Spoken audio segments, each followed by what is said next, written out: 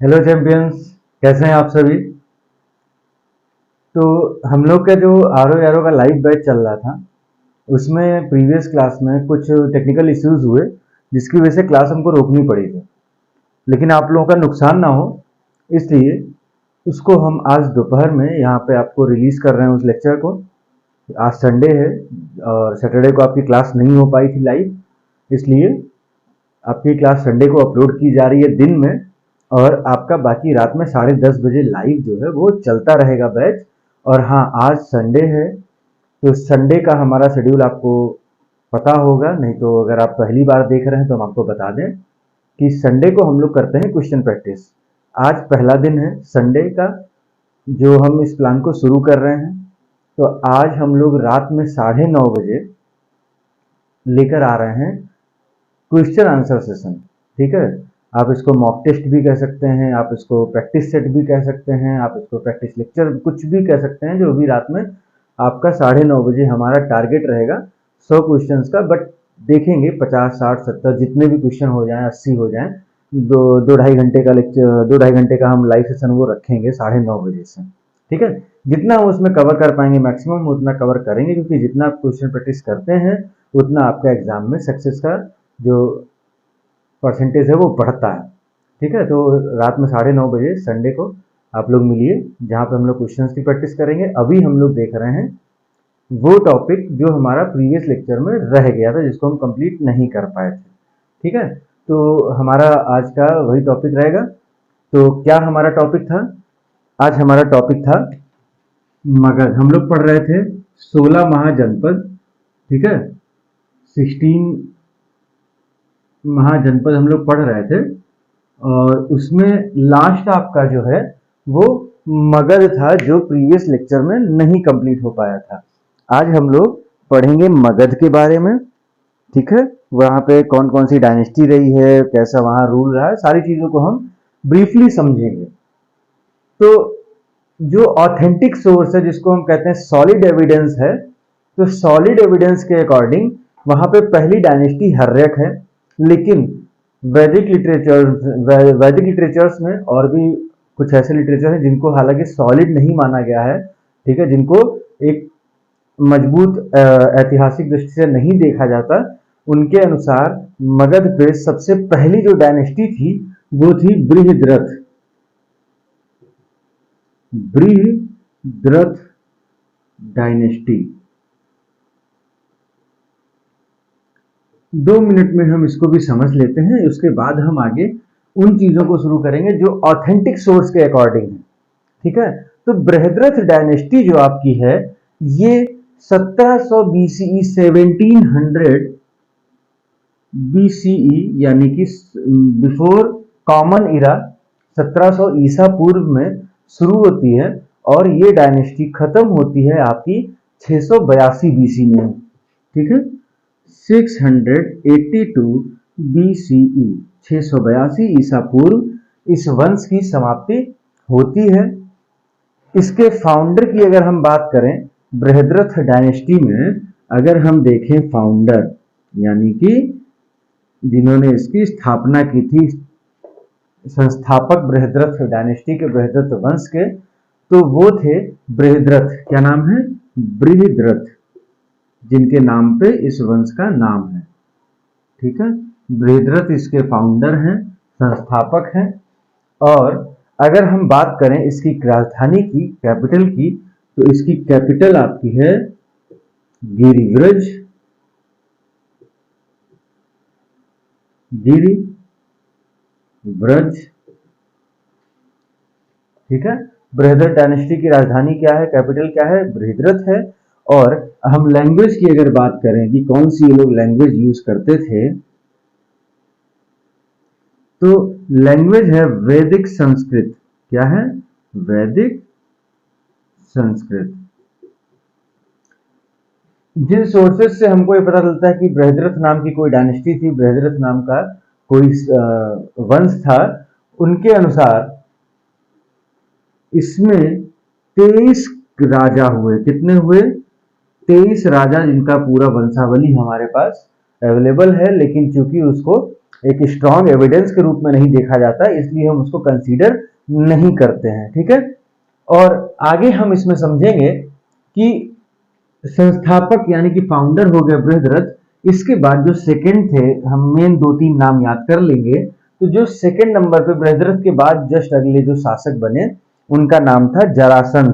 ठीक है, बृहद्रथ आपके 1700 बीसी से 1680 बीसी तक रहे। ठीक है, 1700 बीसीई टू 1680 बीसी, यानी कि 1700 से 1680 ईसा पूर्व तक बृहद्रथ जो है वो राजा रहते हैं। बृहद्रथ के बाद में अगले आपके आते हैं जरासंध। कौन है? Jarasandh.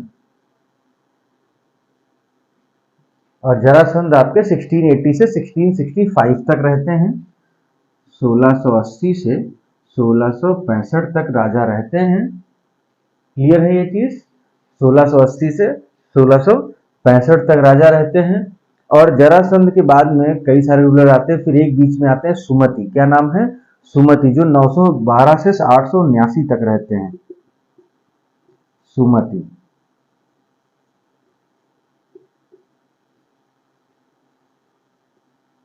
(1912 BCE to 879 BCE) 879 BCE तक रहते हैं आपके सुमति। और बृहद्रथ डायनेस्टी के सबसे लास्ट रूलर की अगर हम बात करें, अंतिम शासक की अगर हम बात करते हैं, तो वो है रिपुंजय। कौन है? रिपुंजय।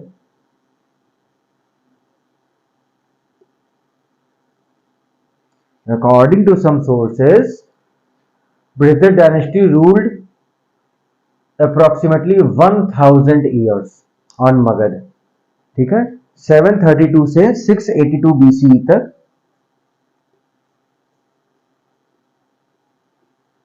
आपके रहेंगे रिपुंजय। ठीक है, इतना नोट डाउन कर लीजिएगा बृहद्रथ डायनेस्टी के बारे में। अगर ऑब्जेक्टिव क्वेश्चन में कभी पूछा जाए कि who was the which dynasty was the first ruling dynasty of Magadh, तो आपका आंसर होना चाहिए बृहद्रथ, अगर ऑप्शन में बृहद्रथ दिया है। और अगर ऑप्शन में बृहद्रथ नहीं दिया है तो हम उसको कहेंगे हर्यक डायनेस्टी। तो चलिए, हम अब ये तो हो गई उस चीज की बात जिसके बारे में सॉलिड एविडेंस नहीं मिले, इसलिए हम इसको कंसीडर नहीं करते हैं। लेकिन चूंकि बहुत सारे लिटरेचर्स में ये दिया हुआ है, इसलिए हमें इसके बारे में जानना जरूरी था। हम इस टॉपिक को मिस यहाँ पे नहीं कर सकते थे। ठीक है, जैसा कि हमने आपको बताया कि हमारा टारगेट है कि आपका कहीं से भी एग्जाम में ऐसा कोई दिक्कत ना हो जिससे कि क्वेश्चंस गलत हो। ठीक है, तो चलिए अब आगे बढ़ते हैं, अपनी पढ़ाई को हम कंटिन्यू करते हैं।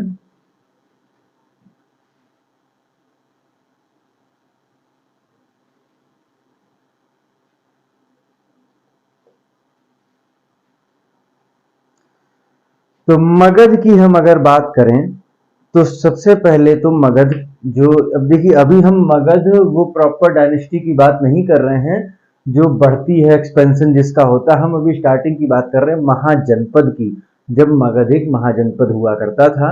यानी कि जो हम 16 महाजनपदों के बारे में पढ़ रहे थे, हम उसमें यहाँ पे मगध को कंसीडर करते हुए अपनी पढ़ाई की शुरुआत करेंगे। ठीक है, तो उस समय एज ए महाजनपद मगध का जो एरिया था वो साउथ बिहार में पटना और गया को मिलाकर था। ठीक है, जो आपका साउथ बिहार में यानी कि दक्षिणी बिहार में पटना और गया वाला एरिया है, ये दोनों ही मिलाकर आपका मगध महाजनपद बनता है। क्लियर है? अब हम बात करेंगे कि इसकी थोड़ी सी ज्योग्राफिकल लोकेशन के बारे में। तो एक तो देखिए ये लोकेशन भी आपकी समझ में आ गई होगी आपको कि पटना डिस्ट्रिक्ट और गया डिस्ट्रिक्ट कहाँ पे है, तो आप उसको आसानी से समझ सकते हैं। उसके अलावा आप ये देख लीजिए कि वहां पास में नदी कौन सी है। तो दो इंपॉर्टेंट चीजें हैं कि मगध के, जैसे ये आपका मगध है तो इसके नॉर्थ में गंगा रिवर है। कौन सी है नॉर्थ में? गंगा रिवर है। और इसके वेस्ट में यानी कि पश्चिम में आपकी सोन रिवर है। कौन सी है? सोन रिवर। आई होप आप लोगों को सारी चीजें समझ में आ रही होंगी। किसी को कोई डाउट लगता है तो वो कमेंट बॉक्स में अपना कमेंट डाल दे और हम उसको 100% उसका आंसर करेंगे। ठीक है, मगध का अगर हम फर्स्ट मेंशन देखें, अगर फर्स्ट मेंशन देखते हैं, एग्जाम में क्वेश्चन आया हुआ है कि मगध का फर्स्ट मेंशन यानी कि पहली बार उल्लेख कहाँ होता है, तो पहली बार मगध का उल्लेख होगा अथर्ववेद में। कहाँ होगा? अथर्ववेद में मगध का पहला उल्लेख मिलता है आपको अथर्ववेद में। और अगर हम इसकी कैपिटल की बात करें, राजधानी की बात करें, तो वो है गिरिब्रज। ठीक है, गिरिब्रज या राजगृह। ठीक है, गिरिब्रज और राजगृह इसकी पहली राजधानी थी, पुरानी राजधानी थी या शुरुआती दौर में इसकी राजधानी। और रामायण में इसे कहा गया है वसुमती। रामायण में इसे क्या कहा गया है? वसुमती।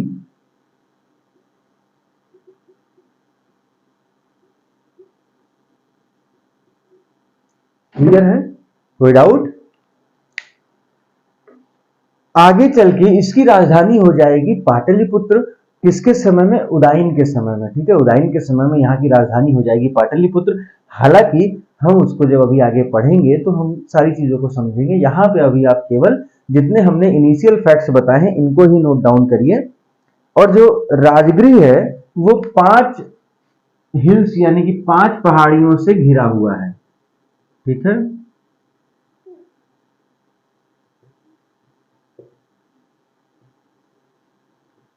5 हिल्स। वो 5 हिल्स कौन सी हैं? पहली आपकी है वैहार हिल्स,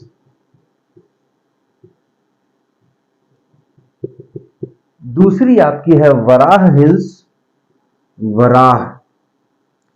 थर्ड अगर हम देखें तो थर्ड है वृषभ, वृषभ। फोर्थ ऋषगिरी,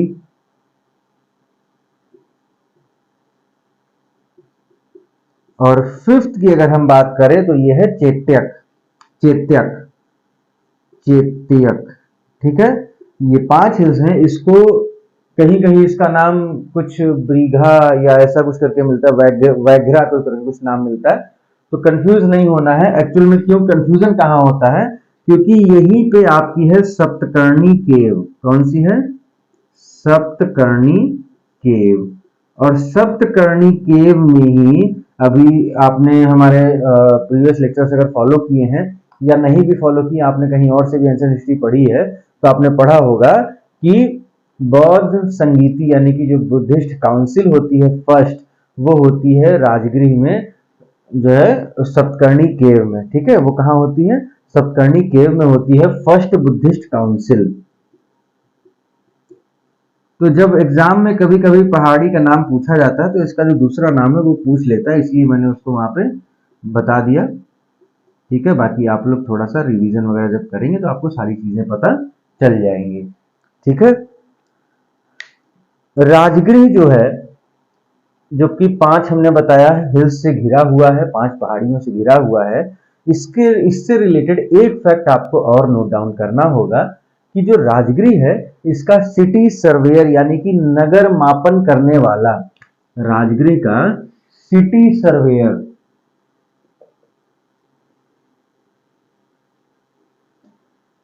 यानी कि नगर मापन करने वाला और architect, architect of basilica, architect of basilica. Basilica मतलब होता है राजप्रसाद। बेसिलिका का मतलब क्या होता है?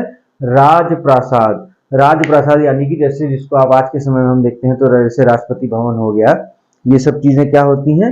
राजप्रासाद होती हैं। मतलब जो सरकारी भवन होता है हमारे शहर, मतलब शासन के अध्यक्ष का या देश के अध्यक्ष का, उसको हम राजभवन बोलते हैं ना। तो वैसे ही उसको हम क्या बोलते हैं? राजप्रासाद भी बोलते हैं। तो राजप्रासाद यानी कि बेसिलिका के जो आर्किटेक्ट थे, वास्तुकार, और साथ ही साथ राजगृह के जो सिटी सर्वेयर थे, नगर मापन करने वाले, तो ये दोनों एक ही व्यक्ति हैं जिनका नाम है महागोविंद। क्या नाम है? Mahagovind. Mahagovind. Mahagovind was the city surveyor of Rajgriha and the architect of basilica in Rajgriha. ठीक है, ये आ गए आपके यहाँ के पहले इंपॉर्टेंट फैक्ट। अब हम आगे बढ़ते हैं। तो सबसे पहले अब आपको ये समझना होगा कि जो ये डायनेस्टी की हम बात कर रहे हैं, मगध पे कौन सी डायनेस्टी ने रूल किया, तो डायनेस्टीज कौन कौन सी हैं, कौन कौन से वंशों ने शासन किया है। ठीक है, इसको हम रफ कर रहे हैं। अगर नहीं लिख पाए होंगे तो वीडियो पॉज करके लिख लीजिएगा। मैं वैसे भी स्क्रीन पे ज़्यादा सामने नहीं रहता, तो आप पॉज करेंगे तो आपको पूरा वो एक बार में दिख जाएगा और आप आराम से कॉपी कर सकते हैं। नोट्स को थोड़ा इंटरैक्टिव बनाइएगा, थोड़ा अट्रैक्टिव बनाइएगा। कुछ ऐसा स्पेस भी रखिएगा कि जहाँ पे आप कुछ लिखें और बाद में कभी कुछ ऐड करना हो तो आपको प्रॉब्लम ना फेस करनी पड़े। ठीक है, तो हम अब नोट करेंगे मगध में कौन कौन सी अभी तक डायनेस्टी रही है। ठीक है, मगध में क्या देखेंगे, डायनेस्टीज।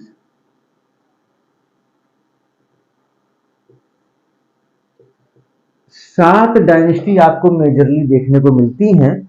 सबसे पहले आपको ये सीक्वेंस में याद रखनी होगी। ठीक है, सीक्वेंस बहुत जरूरी है। तो सबसे पहले आप देखेंगे हर्यक डायनेस्टी, यानी कि हर्यक वंश। हर्यक वंश के जस्ट बाद आता है शिशुनाग डायनेस्टी। कौन सा आएगा, शिशुनाग डायनेस्टी। शिशुनाग डायनेस्टी के बाद में आता है नाग डायनेस्टी। कौन सी, नाग डायनेस्टी। नाग वंश के बाद में, सॉरी नंद है, माफ करिएगा, नाग शिशुनाग में लिख रहा था और वही नाग आ गया दिमाग में। तो अगला है आपका नंद वंश, यानी कि नंद डायनेस्टी। और उसके बाद आपका आएगा मौर्य, फिर आएगा शुंग। ठीक है, मौर्य आएगा, मौर्य के बाद शुंग, शुंग के बाद कर्ण, और कर्ण के बाद सातवाहन। हमको मेजरली पहले ये पढ़नी होती है, फिर यहां से दूसरी एरा शुरू हो जाएगी। ठीक है, तो ये सात आपके सीक्वेंस हैं। ये सात आपके क्या हैं, सीक्वेंस हैं।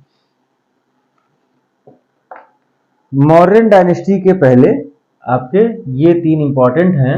तो हर्यक डायनेस्टी के अगर हम फाउंडर यानी कि संस्थापक की बात करें तो हर्यक डायनेस्टी के हैं बिंबिसार।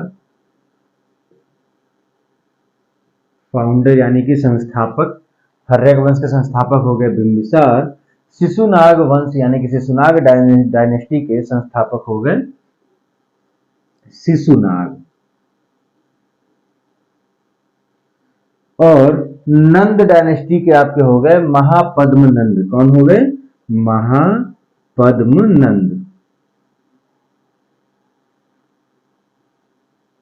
ये आपके मेजरली हो गए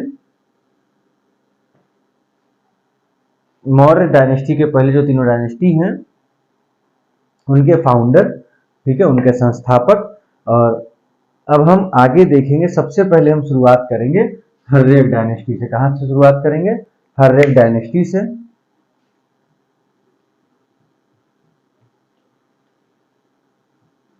यानी कि हर्यक वंश। सबसे पहला हमारा टॉपिक क्या होगा, हर्यक वंश।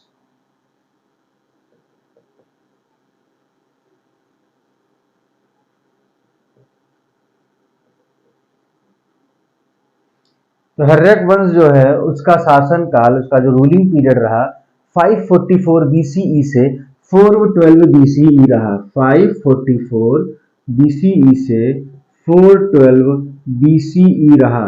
544 ईसा पूर्व से 412 ईसा पूर्व इसका टेन्योर रहता है, रूलिंग पीरियड रहता है।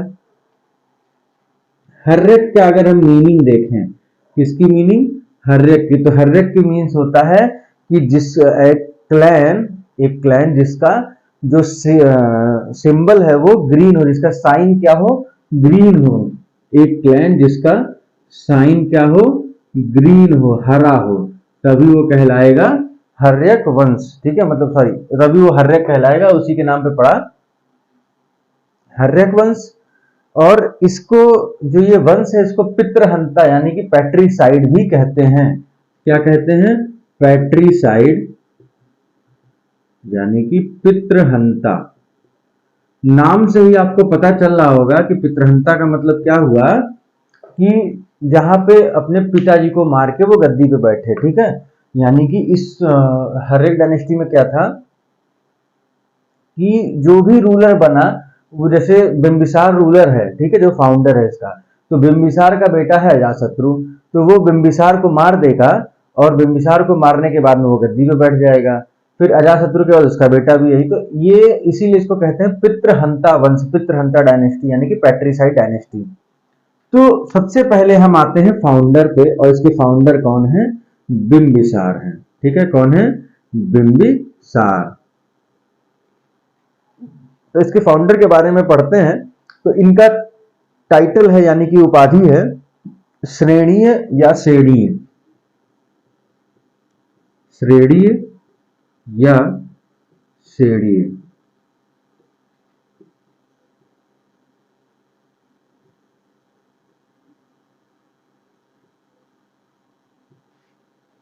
क्लियर है? इनका दूसरा नाम जो है वो है कुमार सेन। सेकंड नेम क्या है इनका?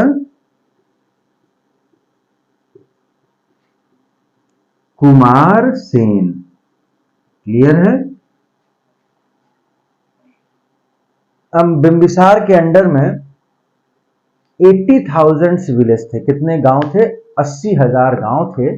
और जो इसका एम्पायर था बिंबिसार के टाइम पे, जो मगध का जो एम्पायर है, मगध का साम्राज्य है, वो 300 योजन तक, 300 योजन तक फैला हुआ था। योजन यहाँ पे एक मेजरमेंट की यूनिट है, मापन की इकाई है, जो पुराने समय में यूज की जाती थी, प्रयोग होती थी, योजन, ठीक है। तो कहा जाता है जो सोर्सेज अवेलेबल हैं उन सोर्सेज के अकॉर्डिंग बिंबिसार के टाइम पीरियड में हर्यक डायनेस्टी या फिर मगध का जो एरिया था वो 300 योजन तक था, 300 योजन तक। उसमें 80,000 विलेज थे, 80,000 गांव थे। और अजातशत्रु के समय में जो वो 300 योजन का एरिया था वो हो गया था 500 योजन का एरिया। कितने योजन का एरिया हो गया था? 500 योजन्स। इसके बाद बिंबिसार में अगला पॉइंट हम देखेंगे उसकी जो पॉलिसीज हैं, ठीक है। तो there were 3 policies of Bimbisara. तो 3 पॉलिसी में मतलब उसने क्या किया कि अपना जो उसका एम्पायर है, जो उसका क्षेत्र है, उसका विस्तार करने के लिए और उसको सुदृढ़ करने के लिए यानी कि उसको मजबूत करने के लिए उसने 3 प्रकार की नीतियां अपनाई थी।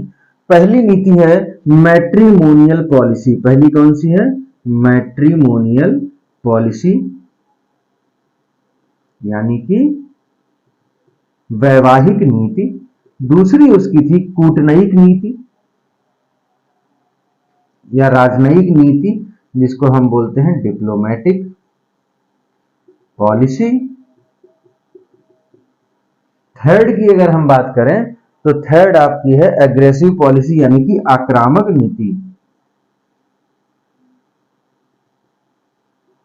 ये 3 पॉलिसीज उसने अपनाई थी। अब इसमें सबसे पहले हम समझते हैं मैट्रिमोनियल पॉलिसी को, ठीक है। सबसे पहले हम क्या देखेंगे? मैट्रिमोनियल पॉलिसी देखेंगे। तो मैट्रिमोनियल पॉलिसी, इसको पढ़ते समय एक चीज आपको सबसे पहले मिलेगी पढ़ने को, जो थोड़ी सी अतिशयोक्ति है, पर्सोना बेस्ड है, कि बुद्धिस्ट लिटरेचर है महावग्ग, ठीक है।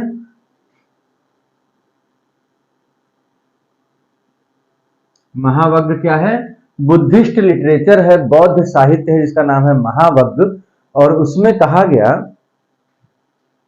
कि बिंबिसार की 500 पत्नियां हैं। कितनी? बिंबिसार की 500 वाइफ हैं, ठीक है। किसमें कहा गया? महावग्ग में ये बात कही गई है। तो मैट्रिमोनियल पॉलिसी में उसकी हम 3-4 मेजर, एक्चुअली में क्या, जैसे 500 में बताया गया तो वो थोड़ा सा ऐसा लगता है कि बढ़ा चढ़ा के बताया गया है, ठीक है। तो हमें क्या समझना होगा कि जो इम्पोर्टेंट है हम उनको जान लेते हैं, याद कर लेते हैं। तो उसमें सबसे पहले आपका आता है कोसल महाजनपद के साथ जो इसने मैट्रिमोनियल पॉलिसी की थी। तो सबसे पहले आएगा कोसल महाजनपद।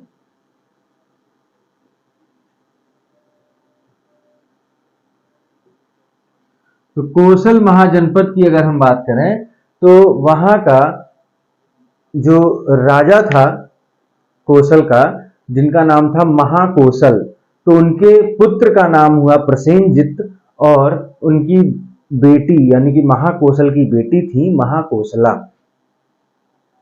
तो इस समय वहां के राजा थे प्रसेनजित, महाकौशल के, महाकौशल को कौशल नरेश कहते, तो कौशल नरेश महाकौशल के जो पुत्र हैं प्रसेनजित वो राजा हैं, और उनकी बहन है महाकौशला देवी, ठीक है। तो कौशल महाजनपद के इस समय राजा हैं प्रसेनजित, ठीक है, और इनकी सिस्टर हैं महाकौशला देवी। आप महाकौशला याद रखिएगा, महाकौशला, ठीक है। महाकौशल थे प्रसेनजित के पिता, और प्रसेनजित की बहन है महाकौशला जो कि प्रिंसेस हैं कौशल महाजनपद की। उनसे शादी करते हैं बिंबिसार। इनसे कौन शादी कर रहा है? बिंबिसार।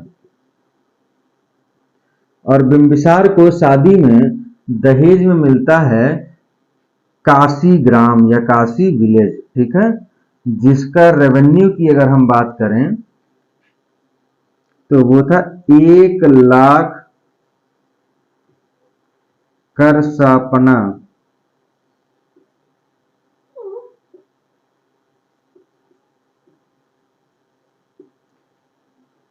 उस समय क्या बाहर हो गया स्क्रीन से?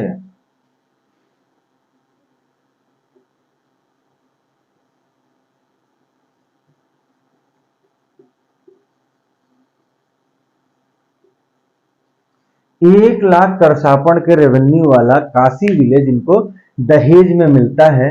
अब बात करते हैं दहेज की, तो दहेज वर्ड उस समय यूज नहीं होता था, उसको कहते थे यौतुक फॉर्म में, ठीक है, यौतुक रूप में। किस रूप में? यौतुक रूप में 1,00,000 राजस्व वाला काशी गांव इनको मिलता है।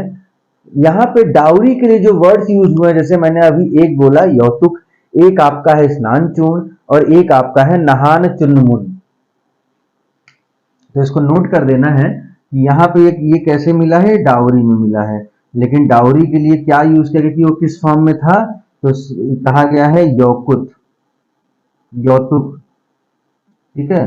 पहला कहा कि यौतुक रूप में, कौन से रूप में?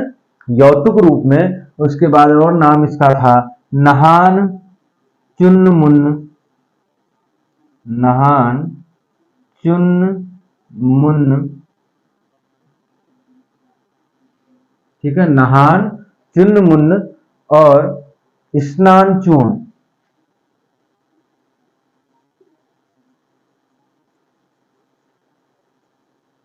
स्नान चूर्ण, तो ये हो गया आपका, ये इनको क्या प्राप्त हुआ। इसमें एक चीज है जो बहुत कम लोग जानते होंगे, जो लोग हमारी लाइव क्लास कर रहे हैं उनको पता है कि हम ऐसे डिटेलिंग में बहुत सारे फैक्ट बताते हैं इंपॉर्टेंट, कि बिंबिसार ने शादी की प्रसेनजित की सिस्टर महाकोसला से, लेकिन यहाँ पे दोहरा विवाह हुआ था, ठीक है। आप दो दो आप यहाँ पे शादी देखेंगे।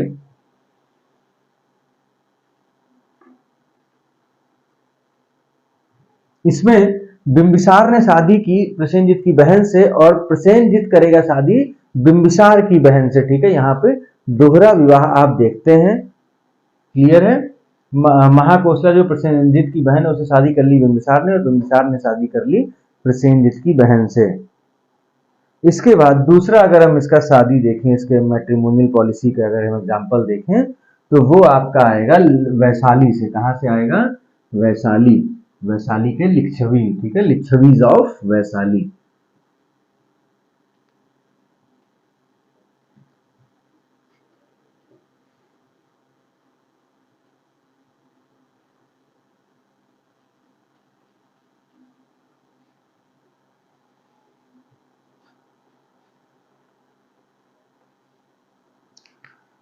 तो सेकंड आएगा लिच्छवीज ऑफ वैशाली।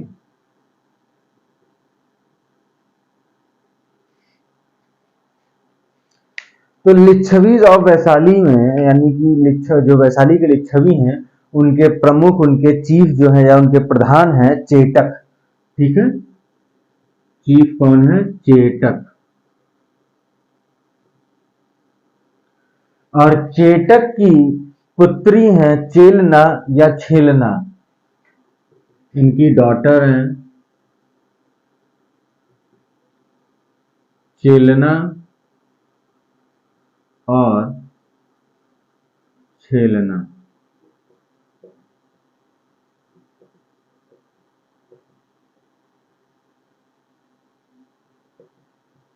चेलना या छेलना इनकी डॉटर हैं।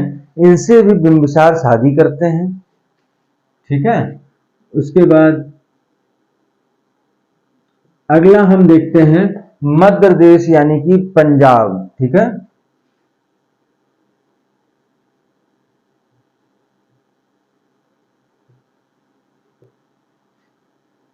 मध्य प्रदेश यानी कि पंजाब की कौन? प्रिंसेस। इनका नाम था खेमा या छेमा। खेमा या छेमा। इनसे भी शादी करते हैं बिंबिसार। और एक और वाइफ होती है इनकी वैदेही। क्या नाम? वैदेही। तो आपने देखा कि मध्य यानी कि पंजाब की राजकुमारी छेमा या खेमा से भी शादी करते हैं, और उसके अलावा लिच्छवी और वैशाली से भी शादी करते हैं। अब देखिए, जब इन्होंने शादी की आपके महाकोशला से, जो कि कोसल महाजनपद की राजकुमारी थी, तो उसमें इनको काशी मिला। ठीक है, और साथ ही साथ एक और क्या इनको प्रिविलेज मिला कि इनके पश्चिम में, वेस्ट में कौन सा महाजनपद है? तो इनके वेस्ट में यानी कि पश्चिम में जो महाजनपद है उसका नाम है कोसल। अब जब कोसल से वैवाहिक संबंध स्थापित हो गए तो अब कोसल तो कभी इनको अटैक करेगा नहीं, तो वेस्ट साइड से क्या हो गए? ये सेफ हो गए। तो ये इनकी मैट्रिमोनियल पॉलिसी के एग्जांपल्स थे कि जहां शादी कर ली वो हिस्सा या तो उसको अपने साथ, मतलब एक दोस्त के तरीके से समझौता करके चलते थे, और या फिर जो है उसमें वो उसको अपने अधीन ही कर लेते थे। तो इस तरीके से उन्होंने अपने जो उनका साम्राज्य था, जो एम्पायर था, उसको सुदृढ़ किया यानी कि मजबूत किया और एक्सपेंशन भी किया। अब हम बात करते हैं कूटनैतिक की। ठीक है, अगली हम बात किसकी करेंगे? कूटनैतिक नीति।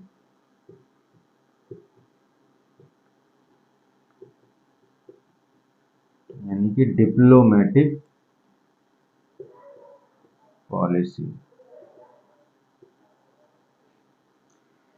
इसमें हम दो राज्यों के बारे में पढ़ेंगे।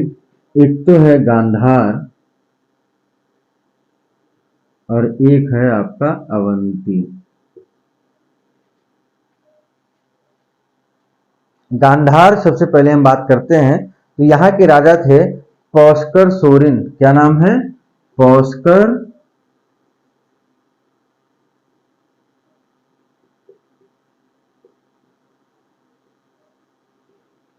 पौस्कर सोरेन गांधार के राजा थे। और बिंबिसार ने इनके कोर्ट में, इनके दरबार में, पौस्कर सोरेन के दरबार में अपना एक दूत यानी कि एम्बेसडर भेजा, उसके साथ में एक अपना लेटर भी भेजा, जिससे जो है पौस्कर सोरेन काफी ज्यादा प्रभावित होते हैं, क्योंकि उसमें बुद्ध के भी उपदेश शामिल थे उस पत्र में।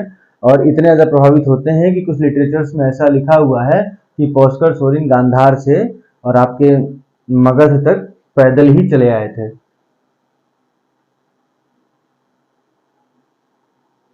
ठीक है, इसके बाद दूसरा हम बात करते हैं अवंती की। तो अवंती के रूलर हैं चंड प्रद्योत। कौन है? चंड प्रद्योत।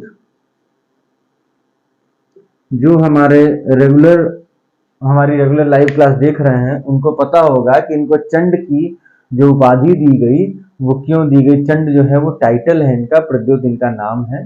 ठीक है। ये टाइटल इनको मिला चंड का इसको इनको टाइटल इसलिए मिला था क्योंकि वो बहुत ज़्यादा गुस्सैल थे, जिसको हम लोग कहते हैं इनको बहुत ज़्यादा गुस्सा आता है और बहुत जल्दी गुस्सा आता है, तो इसीलिए इनको चंड का टाइटल दिया गया था, चंड की उपाधि दी गई थी। तो होता क्या है कि इनकी तबीयत बहुत ज़्यादा खराब हो जाती है और किस चीज़ से, पीलिया जॉन्डिस हो जाता है, और वो इस तरीके का हो जाता है कि इसको लोग जितने भी वैद्य थे उनके क्षेत्र के, वो लोग कहते हैं कि वो आपका लाइलाज है। ठीक है। तो अब बिंबिसार क्या करते हैं, वो अपनी कूटनीति लगाते हैं, अपने डिप्लोमेटिक थिंकिंग लेके आते हैं और क्या करेंगे कि चंड प्रद्योत का जो कोर्ट है, उस कोर्ट में अपना जो इनका पर्सनल चिकित्सक डॉक्टर हैं उनको भेजते हैं। ठीक है। राज वैद्य जो हैं बिंबिसार के, उनको भेजते हैं यहाँ पे, जिनका नाम है जीवक।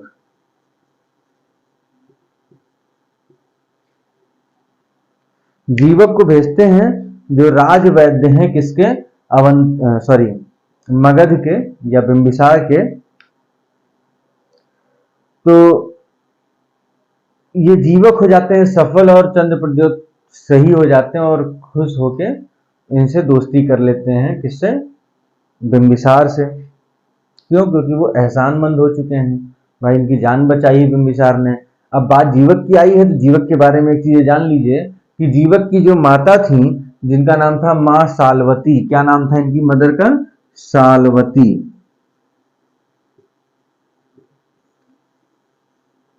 तो जो ये सालवती हैं, जीवक की माँ, ये एक गणिका थी। गणिका का मतलब होता है, आप इसको समझ सकते हैं कि वैश्या। ठीक है। वैश्या थी। अब चूंकि जब जीवक पैदा हुए तो लोक लाज का डर कि लोग क्या कहेंगे, कैसे, बहुत सारी चीजों का डर था, जिसकी वजह से उन्होंने इनको फेंक दिया था। ठीक है। फिर उसके बाद इनको बिंबिसार का जो राजकुमार था, अभय राज या उदय राज नाम था, उसने जीवक को पढ़ाया लिखाया, बड़ा किया, सब कुछ देखा। ठीक है। तो ये जीवक का बैकग्राउंड हुआ। इसमें एक चीज और ऐड करनी है जो आपको नोट करना होगा कि जीवक पढ़े हैं कहां से, तक्षशिला से। ठीक है। तक्षशिला से पढ़ाई की है जीवक ने, किसकी, आयुर्वेदा की। तक्षशिला यूनिवर्सिटी जो है, तक्षशिला विश्वविद्यालय, वहां से आयुर्वेदा की पढ़ाई की है। क्लियर है। और आयुर्वेदा की कौन सी ब्रांच से पढ़ाई की है जीवक ने, तो वो है कौमार भ्रात्य। ठीक है। क्या है, कौमार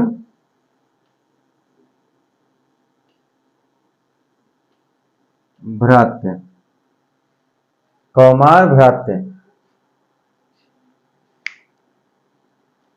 तो ये आयुर्वेदा की एक ब्रांच है जिसकी पढ़ाई तक्षशिला विश्वविद्यालय में जीवक किए हैं। यहां तक कोई डाउट नहीं होगा आप लोगों को, बहुत सिंपल सी चीजें हैं। इसके बाद हम देखेंगे थर्ड आपकी है एग्रेसिव पॉलिसी। क्या है, एग्रेसिव पॉलिसी।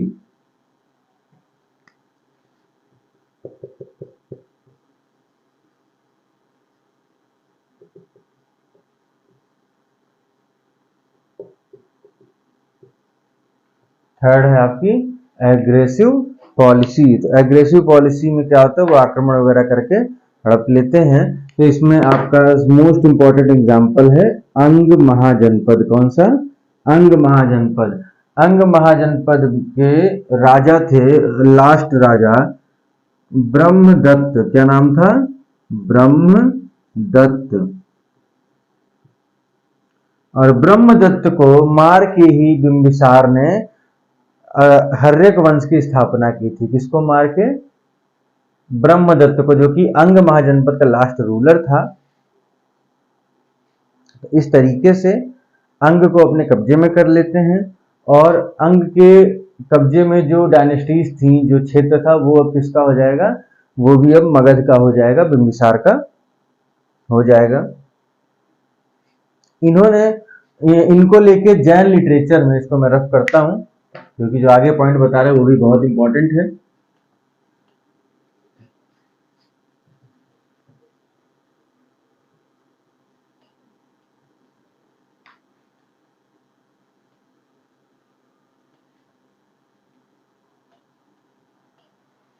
एक जैन लिटरेचर है उत्तराध्ययन।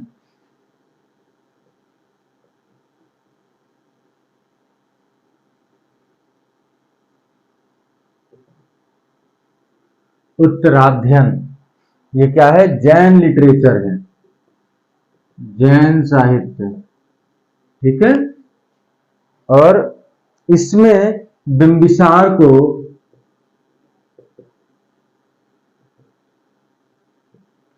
क्या कहा गया है? राजाओं का सिंह। क्या कहा गया है? राजाओं का सिंह, यानी कि लॉयन ऑफ रूलर्स। क्या होगा? Lion of rulers. फिर इसका बेटा है अजातशत्रु जो इसको मार के राजा बन जाएगा। तो बिंबिसार की कहानी खत्म। अब अजातशत्रु की शुरू।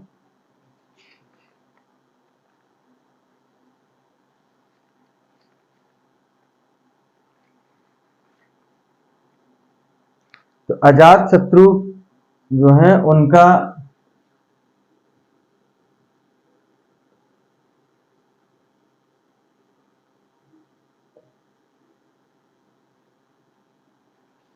अजातशत्रु, इनका अगर हम टाइटल देखते हैं, नाम देखते हैं दूसरा, तो वो है कुणिक।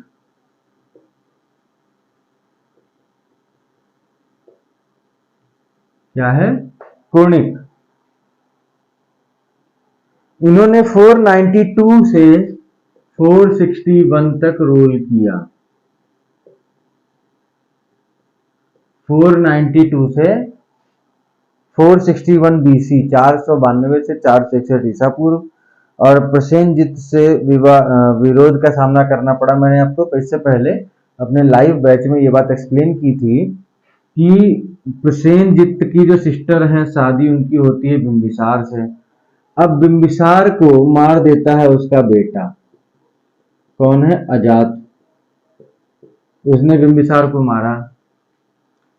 अब जब उसने बिंबिसार को मार दिया तो यानी जो इसकी माँ थी अजातशत्रु की, वो क्या हो गई? विधवा।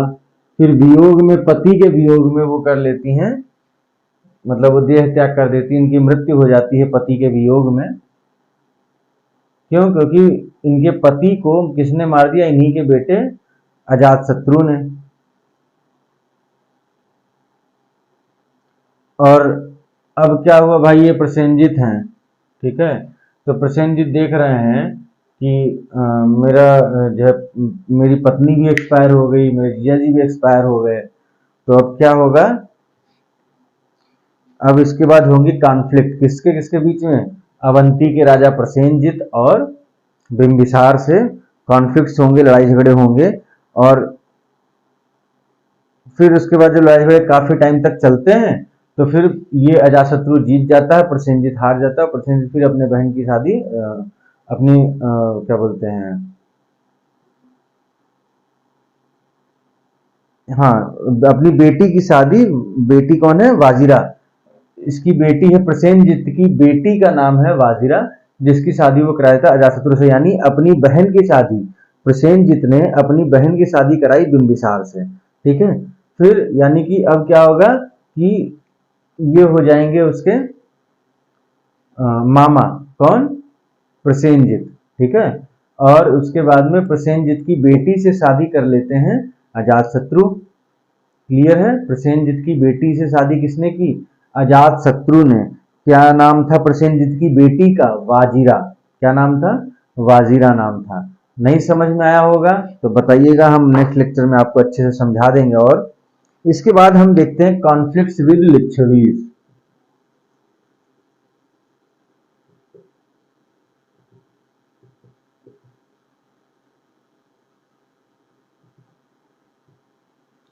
Conflicts with Licchavis. तो लिच्छवीज के साथ इनके क्या कॉन्फ्लिक्ट है, उसको लेके दो अलग अलग व्यू है। बुद्धिस्ट लिटरेचर कुछ और बोलता है और जैन लिटरेचर कुछ और बोलता है। तो हम पहले बात करेंगे बुद्धिस्ट लिटरेचर की। बुद्धिस्ट लिटरेचर है, मतलब कि बौद्ध साहित्य है, उसके अंतर्गत एक किताब है जिसका नाम है सुमंगल विलासिनी। क्या नाम है? सुमंगल विलासिनी। सुमंगल विलासिनी है, जो कि एक टीका ग्रंथ है दीघ निकाय का। ये क्या है? टीका ग्रंथ है। किसका? दीघ निकाय का।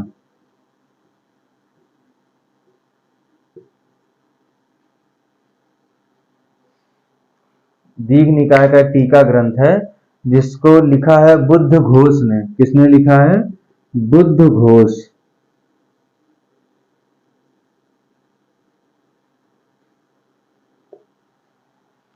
बुद्ध घोष जो है वो, उन्होंने टीका ग्रंथ लिखा था। किसका? दीघ निकाय का। ठीक है, किसका लिखा था? दीघ निकाय का इन्होंने लिखा था। तो अब इसमें हमने जो बताया उसका कारण क्या था, यहाँ पे इसका एक कारण है यहाँ लिखने का। आइए समझ लेते हैं। तो जो सुमंगल विलासिनी है, इसमें कहा गया कि गंगा की जो पहाड़ी थी उसके पास में, गंगा नदी के पास में जो पहाड़ी है, वहां पे हीरे की खान मिलती है। और फिर डिसाइड होता है कि लिच्छवी और मगध दोनों बराबर बराबर उसमें सोने का प्रयोग करेंगे। उसमें जो भी चीजें उत्खनन होंगी, निकाला जाएगा, उनका प्रयोग तो 50% किया जाएगा। मतलब जितना तुम करोगे उतना हम करेंगे। लेकिन लिच्छवियों ने समझौते का उल्लंघन किया।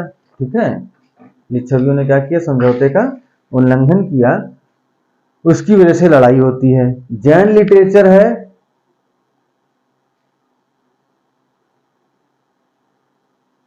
उवासक दसाओ।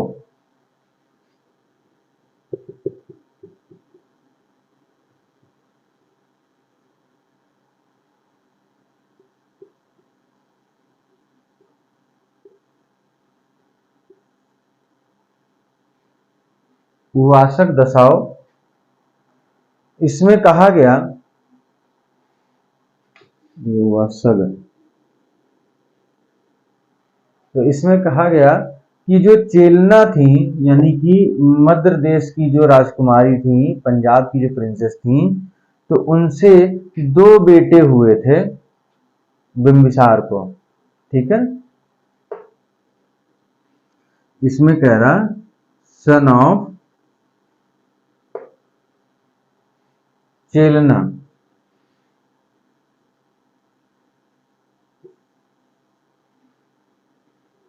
तो चेलना के दो पुत्र हैं, जिनका नाम है हल और बहल।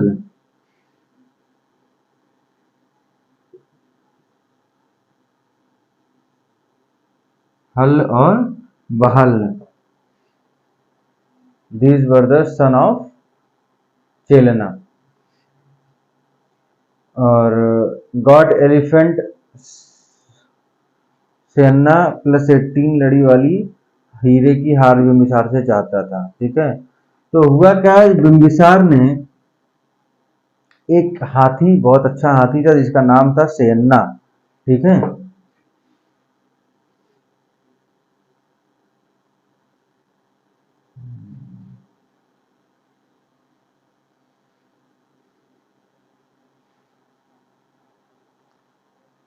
तो हल और बेहल में लड़ाई जो होती है जैन लिटरेचर के अकॉर्डिंग,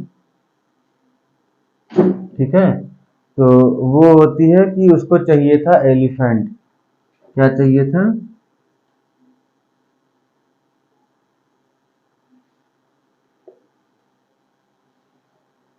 एलिफेंट था, जिसका नाम था सेन्ना। ठीक है, और 18 लड़ियों वाला हीरे का हार।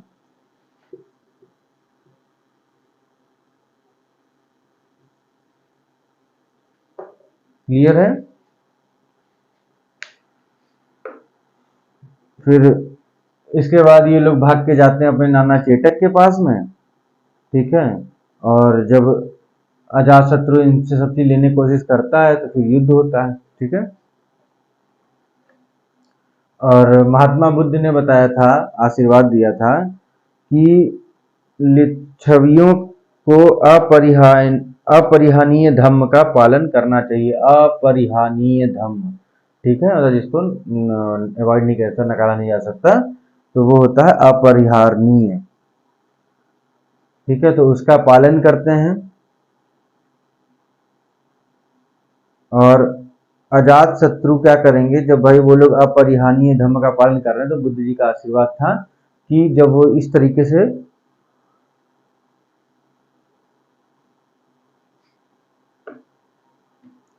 तो उन्होंने बताया कि जब इस तरीके से आप एकजुट होकर रहेंगे तो आपको कभी कोई हरा नहीं सकता, ठीक है।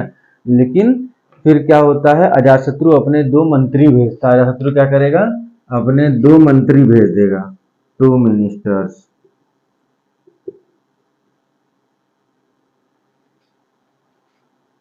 क्या बता रहा है, एक है वत्सकार और एक है सुनील। एक है वत्सकार,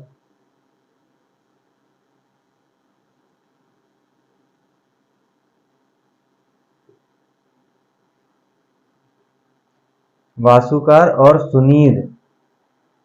वासुकार और कौन, सुनील। इन दोनों को भेज के फूट डलवाई, फिर लड़ाई होती है और वैशाली को मगध क्या करता है, अपने में मिला लेता। मगध अपने में मिला लेगा वैशाली को।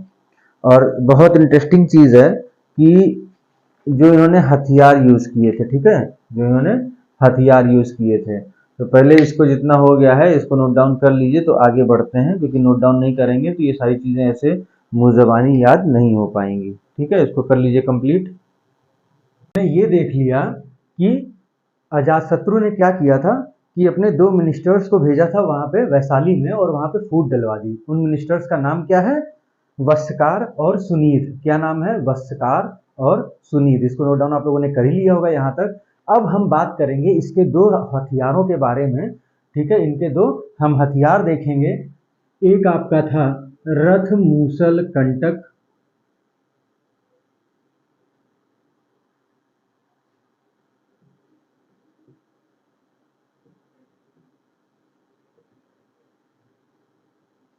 ठीक है। एक इसका हथियार था रथ मूसल कंटक, और एक था आपका, सॉरी, ये हमने,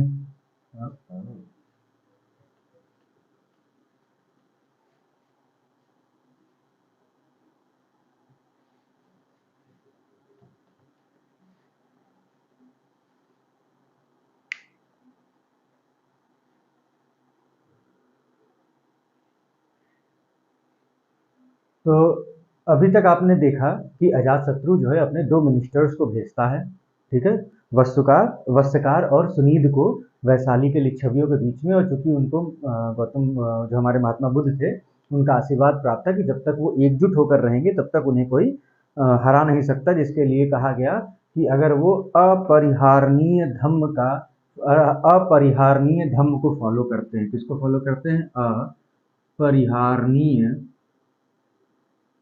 धम्म, ठीक है। ये धम्म था अपरिहार्य धम्म। कहा कि जब तक वैशाली के लिच्छवी जो हैं, जो लिच्छवी ऑफ वैशाली हैं, वो अपरिहार्य धम्म का फॉलो करते रहेंगे तब तक उन्हें कोई हरा नहीं सकता, ठीक है, उन्हें कोई भी हरा नहीं पाएगा। और इसी वजह से अजातशत्रु भेज देता अपने 2 मिनिस्टर्स को कि इनमें फूट डलवा दिए। फिर लास्टली वो फूट डलवा देता है वैशाली के लिच्छवियों में, और वैशाली के लिच्छवी को क्या करता है, अपने साम्राज्य में मिला लेता है। यहाँ तक हमने देख लिया। अब आगे देखते हैं। तो इसके 2 हथियार हैं जो बहुत फेमस थे। एक आपका था महाशिला कंटक, एक आपका है महाशिला कंटक,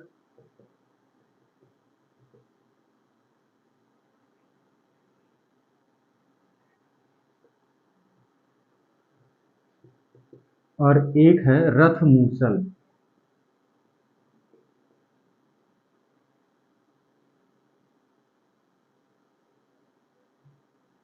ये 2 इसके प्रसिद्ध हथियार रहे उस समय के, ठीक है। तो इसमें देखिए, आप इस बात को जानिए कि ये हथियार, जैसे आपने बाहुबली मूवी अगर देखी होगी, तो एक हथियार मिलता है जो बाहुबली को मिलेगा, जिसमें वो बड़ी सी होते हैं, जिनमें बड़े बड़े पत्थरों को रख के और ऐसे फेंका जाता था, बड़े बड़े पत्थरों को गुलैल की तरह फेंकते थे, ठीक है। तो एक वो हथियार था, और एक था महाशिला कंटक और रथमूसल में से, जिसको हम कहते हैं कि जो उनको बाहुबली के जो दूसरे वाले भाई थे, क्या नाम था उनका, नाम नहीं याद, इतना मुझे इंटरेस्ट नहीं रहता उन सब चीज़ों में। एग्जैक्ट मुझे नाम नहीं याद है, तो बट क्या फैक्ट मैं क्या बताना चाह रहा हूँ, तो उनको जो मिला था जिसमें रथ के आगे वो मिला होता था, ठीक है, वो चक्र जैसा चलता रहता था, तो उसको हम बोलते थे कि उसमें वहां पे उस समय गधे लगे रहते थे। क्या लगे रहते थे? गधा।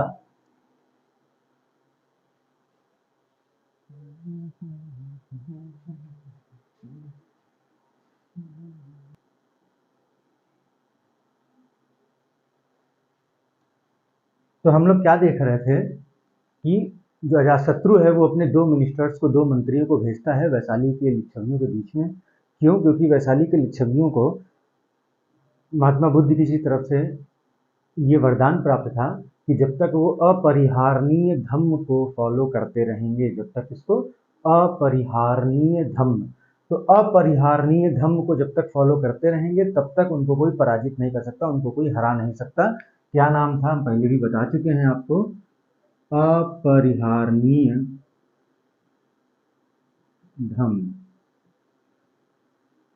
कहा गया कि जब तक इसको फॉलो करते रहोगे तब तक नहीं हारोगे, तो इसका मतलब था कि जब तक वो एकजुट है तब तक उनको कोई हरा नहीं सकता, ऐसा उनको आशीर्वाद प्राप्त था। तो अब क्या हुआ, अजातशत्रु ने अपने दो मंत्रियों को भेजा जिनका नाम था वत्सकार और दूसरे का नाम था सुनीद। वत्सकार और सुनीद को भेज दिया और उनमें फूट डलवा दी, और लास्टली क्या हुआ, अंततः क्या हुआ कि वैशाली को अपने में मिला लिया। ठीक है, जो आपकी मगध डायनेस्टी थी उसने अपने में इसको मिला लिया। तो अब आगे बढ़ते हैं और इसके दो प्रमुख हथियारों की बात करते हैं। इनके दो अगर हम हथियारों की बात करें तो एक आपका था रथ मूसल और एक आपका था महाशिला कंटक।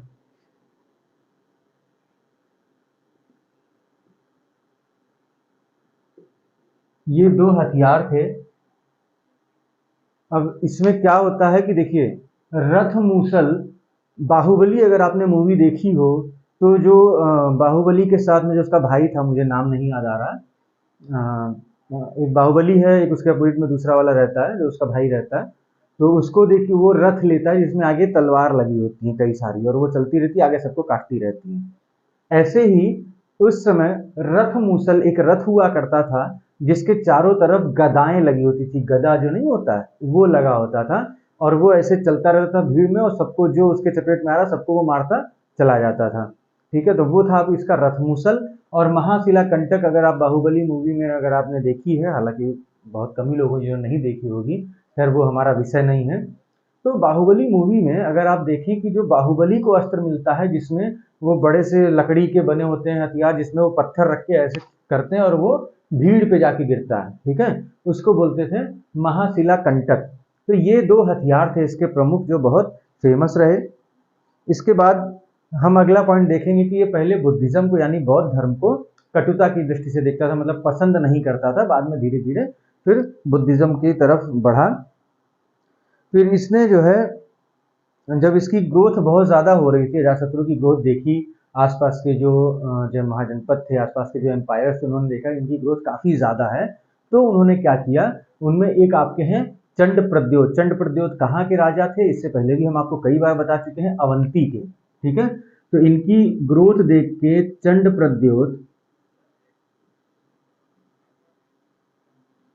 प्रद्योत क्या करते हैं, प्लान करते हैं to attack to weaken the growing power of Magadha. Magadha की जो शक्तियों का उदय हो रहा है, मतलब मगध का विस्तार हो रहा है, उसको रोकने के लिए वो प्लान करते हैं मगध के ऊपर अटैक करने का। जैसे ही अजातशत्रु को ये बात पता चलती है तो अजातशत्रु दो चीजें करते हैं कि पहला तो जो राजगृह है या राजगीर, उसका वो घेराबंदी करते हैं, किलेबंदी करते हैं या फोर्टिफिकेशन करते हैं। ठीक है, जब चंड प्रद्योत प्लान करेगा अटैक, तो यहाँ पे क्या होगा, पहली चीज कि फोर्टिफिकेशन होगा, यानी कि किलेबंदी। फोर्टिफिकेशन किसका होगा? राजगृह का या राजगीर। ठीक है, राजगृह,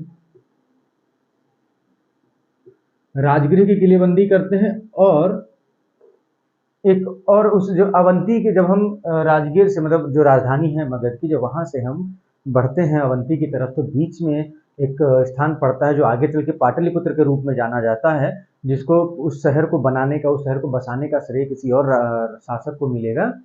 तो उसमें पहली बार उस क्षेत्र को, मतलब जो पाटलिपुत्र वाला क्षेत्र था, पहली बार उसको ध्यान दिया इन्होंने, और वहां पे भी इन्होंने फोर्टिफिकेशन कराया, एक फोर्ट बनवाया, ठीक है। कहाँ पे? पाटलिपुत्र में। कहाँ पे बनवाया? पाटलिपुत्र में। तो देखिए पाटलिपुत्र शहर किसने बसाया, इस क्वेश्चन का आंसर दूसरा होगा, ठीक है। किसने बनाया है पाटलिपुत्र शहर, इसका आंसर दूसरा होगा। लेकिन पाटलिपुत्र में पहली बार फोर्ट बनवाया या पाटलिपुत्र की तरफ पूरे हमारे भारतीय इतिहास में पहली बार पाटलिपुत्र की महत्व को समझा अगर किसी ने, तो वो इंपॉर्टेंस किसने समझी है, वो इसकी सिग्निफिकेंस समझी थी आपके अजातशत्रु ने। ये 2 पॉइंट हो गए, क्लियर है।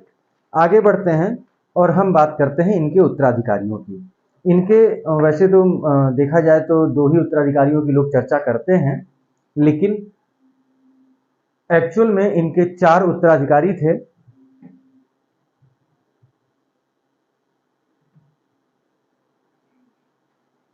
एक थे आपके उदयन, ठीक है। इनके सक्सेसर्स की अगर हम बात करें,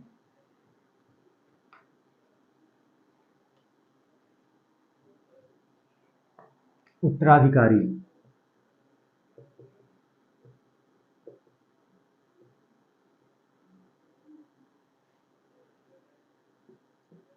तो 4 हमको उत्तराधिकारी इनके पता चलते हैं। सबसे पहले आपके आते हैं इनके जस्ट बाद उदयन।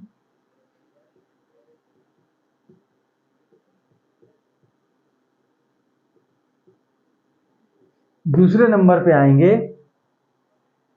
अनिरुद्ध। कौन है? अनिरुद्ध।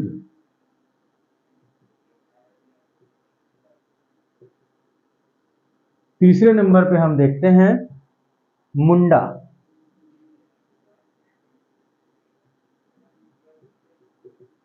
और चौथे नंबर पे आपके आते हैं दर्शक, या जिनको हम बोलते हैं नाग दशक, ठीक है।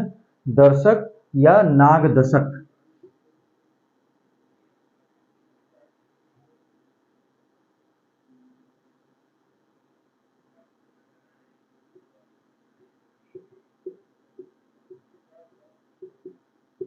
ये इनके 4 उत्तराधिकारी हैं हर्यक डायनेस्टी के, हर्यक डायनेस्टी में। तो यहाँ से देखिए आपको चीज याद रखनी है कि अजातशत्रु का उत्तराधिकारी वो आपके उदयन हो गए। और अगर पूछा जाए कि हर्यक वंश के आखिरी शासक कौन थे, हर्यक वंश के लास्ट रूलर कौन थे हर्यक डायनेस्टी के, तो आपका आंसर होना चाहिए दर्शक या नागदशक। ये 4 उत्तराधिकारियों की बात हो गई। और जो दुर्ग बनवाया था, जो किला बनवाया था, फोर्ट बनवाया था पाटलिपुत्र में, उसको पूरी तरीके से डेवलप किया और उसको एक प्रॉपर शहर के रूप में उसका निर्माण किया, जिसको हम बोलते हैं पाटलिपुत्र। तो पाटलिपुत्र नामक शहर की स्थापना की थी उदयन ने। किसने की थी? उदयन ने की थी। Who was the founder of Pataliputra city?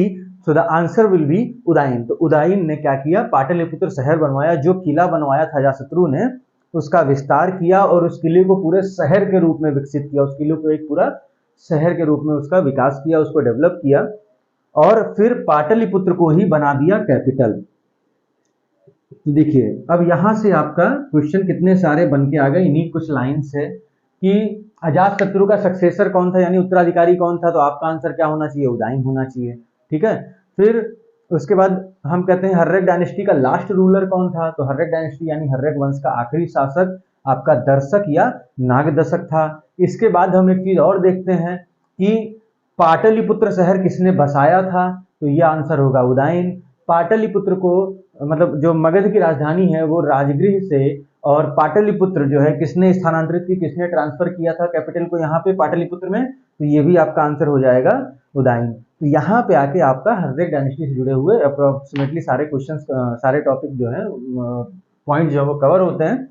और जो कुछ चीजें हमें एक्स्ट्रा बतानी होती हैं वो हम आपको, जो क्वेश्चन आंसर सेशन आज रात में होना है संडे को 2 जुलाई 2023 को रात में 9:30 बजे हम लाइव आएंगे, जहां पे हम क्वेश्चन आंसर सेशन करेंगे। तो उसमें आपके सभी क्वेश्चंस को कराया जाएगा, जहां पे जो हमने पढ़ाया है उनसे जुड़े हुए क्वेश्चंस भी होंगे, साथ ही साथ उन टॉपिक्स के ऐसे क्वेश्चंस भी होंगे जो पॉइंट्स आपको हमने नहीं पढ़ा है। जैसा कि हमने आपसे बोला कि कुछ चीजें हम क्लास में पढ़ाएंगे जो भी इंपॉर्टेंट है, लेकिन जो चीजें बहुत डिटेल में होती हैं, जहां पे हमको लगता है कि इससे क्वेश्चन बन सकता है, लेकिन क्लास में इलेबोरेट करने से टाइम टेकिंग बहुत ज्यादा होता है, तो हम उसको अलग से क्वेश्चन फॉर्म में भी दे देते हैं, बहुत ज़्यादा नहीं, 2-4 हर टॉपिक में 2-4 क्वेश्चन ऐसे होंगे जो आपको नए मिलेंगे, जो आपने अभी तक नहीं पढ़े होंगे हमारी क्लासेस में, ठीक है। तो वो आपको 2 जुलाई को रात में 9:30 बजे, यानी कि हर संडे को रात में 9:30 बजे लाइव में मिलते हैं आपको, आपसे हम वहाँ पे। तो इसके बाद हम देखते हैं अगली डायनेस्टी, अगला वंश, तो वो है शिशुनाग वंश। कौन सा है? शिशुनाग।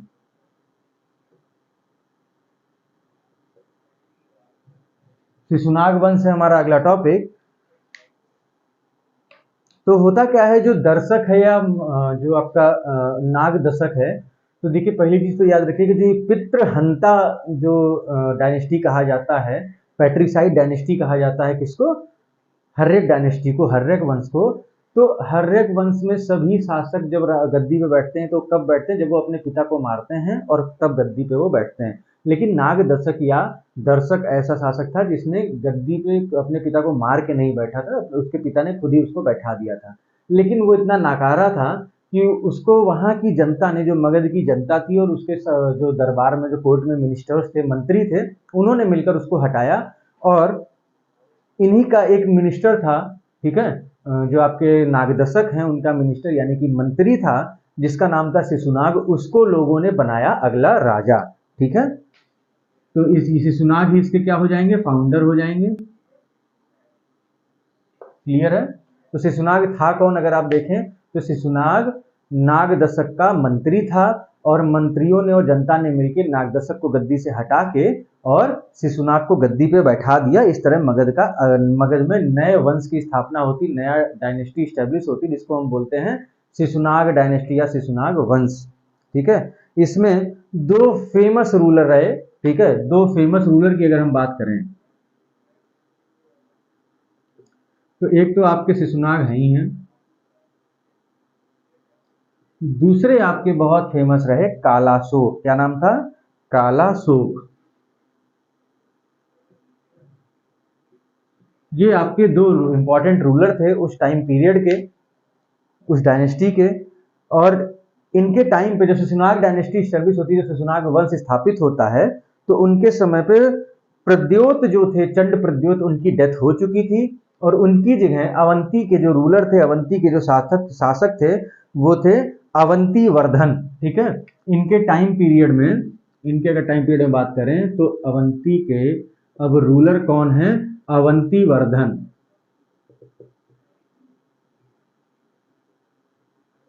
अवंती वर्धन जो हैं वो रूलर हैं आपके अवंती के इसके समय पे। और इनको हरा के शिशुनाग ने अवंती को मगध में मिला लिया, ठीक है। अवंती को हराया और मगध में मिला लिया, किसके समय में? अवंती वर्धन के समय में। और इन्होंने वैशाली को कैपिटल बनाया, किसकी? मगध की, ठीक है। वैशाली को बनाया कैपिटल।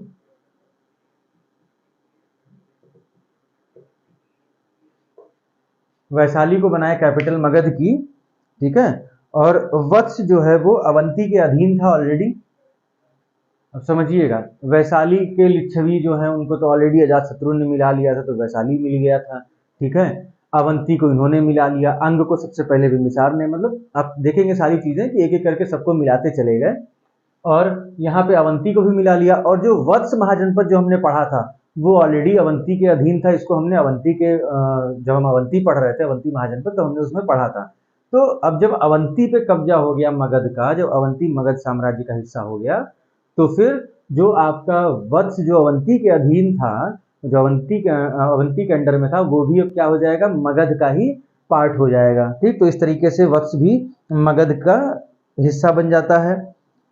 इसके बाद हम थोड़ा सा बात करते हैं कालाशोक के बारे में। तो कालाशोक का एक और नाम था,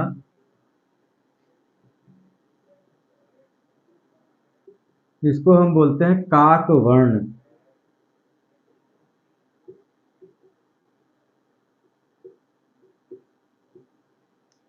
तो कालाशोक का एक और नाम था काकवर्ण, ठीक है। और सेकेंड बुद्धिस्ट काउंसिल जो है वो कालाशोक के समय में ही होती है। इसी के टाइम पे द्वितीय बौद्ध काउंसिल, जो बौद्ध संगीति, जो दूसरी बौद्ध संगीति हुई थी,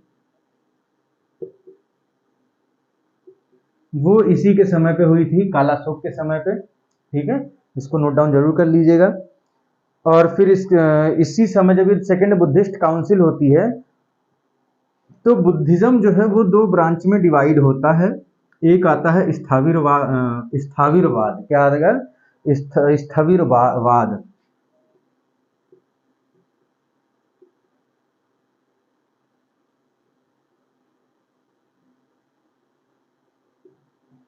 और दूसरा आपका है महासंघिक। क्या है? महासंघिक।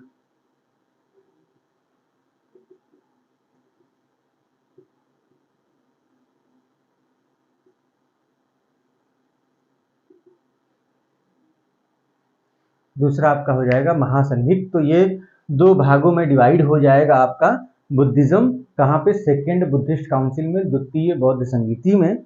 और इसके बाद हम आगे बढ़ते हैं और देखते हैं अगली डायनेस्टी जो है नंद डायनेस्टी। ठीक है, अगली कौन सी है? नंद डायनेस्टी। कालाशोक की अगर हम बात करें उसके डेथ की, तो कालाशोक के गले में कोई छुरा घोंप देता है और उसकी डेथ हो जाती है। इसको लेके कई लोगों का मानना है कि जो नंद डायनेस्टी के संस्थापक थे, जो फाउंडर थे नंद डायनेस्टी के, जिनका नाम था महापद्मनंद, उन्होंने ही ऐसा किया था। लेकिन इसको लेके कोई अभी श्योरिटी हमें नहीं है। ठीक है, इसको लेके अभी हम श्योर नहीं है कि किसने किया, बट मैक्सिमम लोगों का, अधिकांश लोगों का यही मानना है कि महापद्मनंद ने ये चीज की थी। ठीक है, इसको हम रफ करते हैं और आगे बढ़ते हैं नंद डायनेस्टी पे।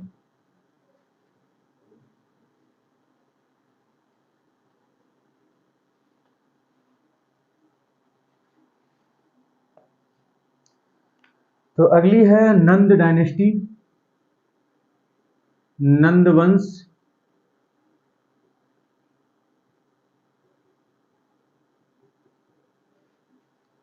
तो नंद वंश में अगर हम देखें तो इसके जो फाउंडर हैं वो महापद्मनंद हैं। उससे पहले एक चीज ये जान लेनी है कि पहली बात तो चलिए लिए इसको नोट डाउन करिए। फाउंडर, फाउंडर कौन है? Mahapadmananda. Mahapadmananda was the founder of Nanda dynasty. Nanda वंश के संस्थापक थे। इनके बारे में कर्टियस, एक ग्रीक राइटर है, यूनानी लेखक हैं कर्टियस। ठीक है, क्या नाम है? कर्टियस।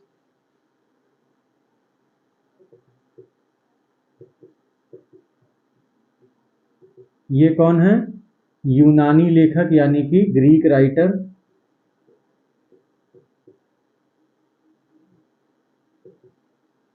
इन्होंने बताया कि महापद्मनंद के जो पिता थे, जो फादर थे, वो क्या थे? बार्बर थे, यानी कि नाई थे। ठीक है, बार्बर थे यानी नाई थे। और इसके अलावा इनके बारे में जो हमें तथ्य मिलते हैं, जो फैक्ट्स मिलते हैं, उनमें एक बहुत इंपॉर्टेंट फैक्ट ये भी है कि महापद्मनंद जो हैं वो शिशुनाग वंश के जो अंतिम शासक थे, महानंदी, जिनको हम नंदी वर्मन बोलते हैं, उनकी शूद्र पत्नी के पुत्र थे। ठीक है, शिशुनाग वंश के जो अंतिम शासक हैं महानंदी,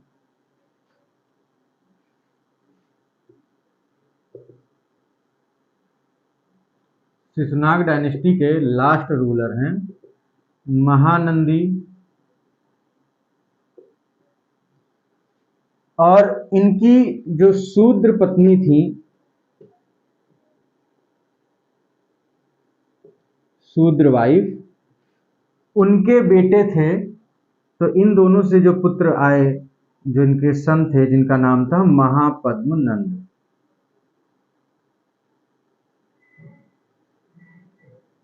ठीक है, महापद्मनंद इनका नाम था। अब यहाँ पे क्या, ये फैक्ट बताने की इंपॉर्टेंस क्या है कि उनकी शूद्र पत्नी, ये सब चीजें आज के समय में इन सब चीजों को नहीं लोग ध्यान देते, लेकिन हमारे एंशियंट पीरियड में इन सब चीज़ों की वैल्यू बहुत ज़्यादा होती थी। क्लासेस जो थे वो एक दूसरे के ऊपर बहुत ज़्यादा हावी थे। तो महापद्मनंद चूंकि शूद्र पत्नी के बेटे थे, जो महानंदी थे, महानंदी की जो शूद्र वाइफ थी उनके बेटे थे, इसीलिए नंद राजाओं को क्या कहा गया? That's the reason why Nanda dynasties rulers were known as Shudra ruler, ठीक है, शूद्र शासक कहा गया।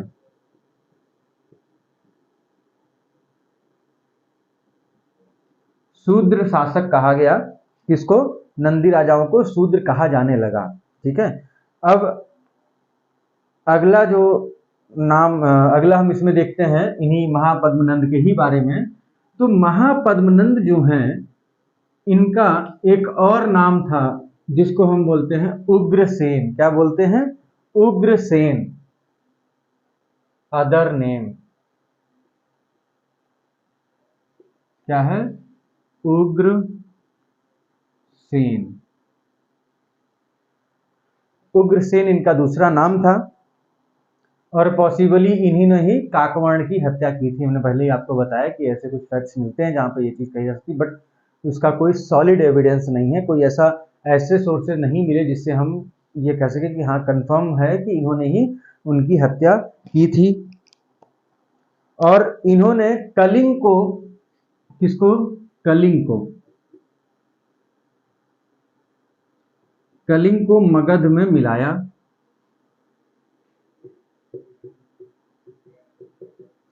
और जब कलिंग को मगध में मिलाया तो उसके बाद एक राट की उपाधि धारण की। किसकी उपाधि? एक राट शासक। तो देखिए यहां से क्वेश्चन क्या बनता है कि एक राट शासक की उपाधि धारण करने वाला पहला शासक कौन होगा? तो वो होंगे आपके महापद्मनंद। और इसके अलावा क्वेश्चन ये भी बनता है कि महापद्मनंद ने एक राट शासक का जो टाइटल होल्ड किया, जो एक राट शासक की जो उपाधि ग्रहण की, तो वो किस क्षेत्र को विजय के पश्चात या किस क्षेत्र की विजय के पश्चात में ग्रहण की? तो वो था कलिंग पर विजय पाने के बाद। कलिंग को मगध में जब उन्होंने मिलाया तो उसके बाद ये एक राट शासक की उपाधि जो है वो धारण करते हैं। और इसको लेके जो एविडेंस मिलता है वो मिलता है खारवेल के हाथी गुम्फा अभिलेख में। जो खारवेल का हाथी गुम्फा अभिलेख है, तो खारवेल के हाथी गुम्फा अभिलेख में ये साक्ष्य मिलता है, ये एविडेंस मिलता है कि इन्होंने कलिंग में सिंचाई के लिए नहर बनवाई थी। क्या बनवाई थी? नहर बनवाई थी सिंचाई के लिए, ठीक है, इरिगेशन के लिए इन्होंने वहां पे नहर बनवाई थी।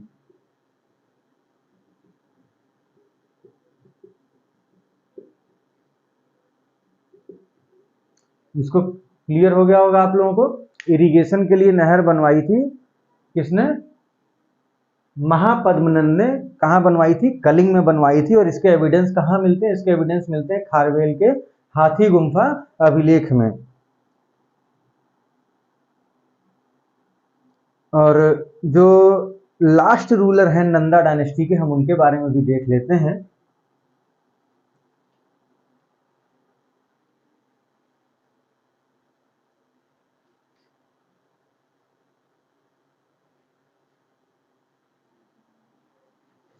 तो नंद वंश के, नंदा डायनेस्टी के लास्ट रूलर थे घनानंद।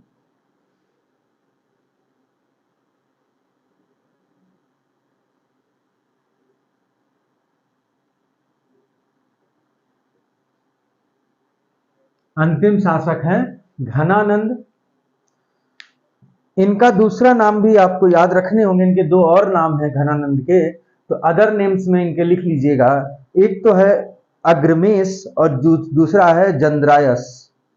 एक क्या है? अग्रमेश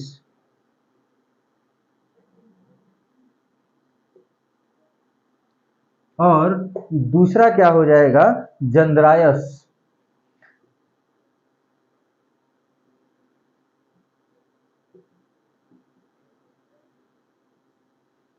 क्लियर है?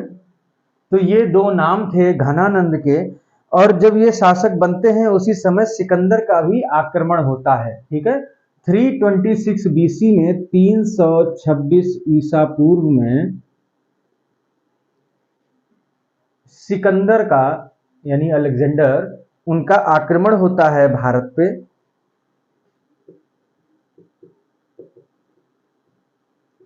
और वो पंजाब से लौट जाते हैं। कहाँ से? पंजाब से वो लौट जाते हैं। अब देखिए यहाँ पे जो इंसिडेंट होता है, कई सारी चीजें दिखाता है, जिसमें से एक सबसे इम्पोर्टेंट क्या चीज होगी कि अभी आप आगे पढ़ेंगे कि घनानंद की हत्या करके, घनानंद को मार के ही जो है एक नए राजवंश मौर्य वंश की स्थापना होती है, एक नई डायनेस्टी बनती है, मौर्य डायनेस्टी, जिसको चंद्रगुप्त मौर्य और कौटिल्य मिलके इसको डायनेस्टी को बनाते हैं। मतलब इस जो इंसिडेंट होता है, इनको मार के नई डायनेस्टी को बनाना, वो कौटिल्य के बताए रास्ते पे चलते हुए चंद्रगुप्त मौर्य करते हैं। क्लियर है? तो यहाँ पे अब आपको ये समझना होगा कि सबसे बड़ी चीज थी कि ये इंसिडेंट कैसे उसको अफेक्ट कर रहा है। तो समझिएगा कि जब सिकंदर का अटैक होता है और वो पंजाब तक आता है, तो घनानंद का पूरा ध्यान कहाँ होता है? पूरा ध्यान उस तरफ होता है।